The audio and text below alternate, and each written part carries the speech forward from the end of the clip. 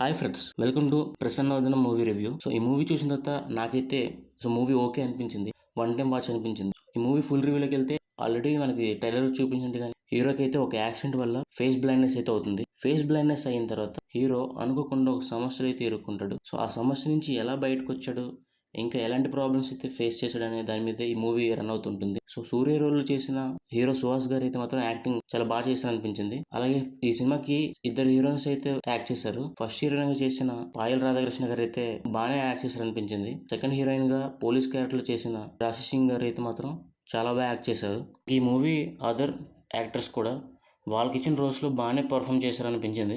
ఈ movie director Arjun గారి గురించి ఆల్రెడీ మూవీ అప్డేట్స్ ఫాలో అయ్యే వాళ్ళకి తెలిసే ఉంటుంది.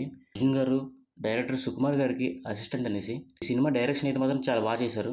ఈ సినిమాకి రైటింగ్ అయితే మాత్రం చాలా బాగుంది. బట్ కొన్ని సీన్స్ లో మనకి లో అనిపిస్తుంది అనమాట. ఓవరాల్ గా సినిమా మొత్తం అయితే రైటింగ్ చాలా బాగుంది. స్క్రీన్ ప్లే కూడా చాలా బాగుంది సినిమాకి. ఫస్ట్ హాఫ్ లో స్టార్టింగ్ నుంచి ఇంటర్వెల్ వరకు మంచి స్క్రీన్ ప్లే ఉంటుంది. బట్ సెకండ్ హాఫ్ లోనే మనకి కొన్ని సీన్స్ అయితే మాత్రం లాగ్ అనిపిస్తాయి. క్లైమాక్స్ 15 మినిట్స్ అయితే మాత్రం చాలా బాగుంటుంది సినిమాకి.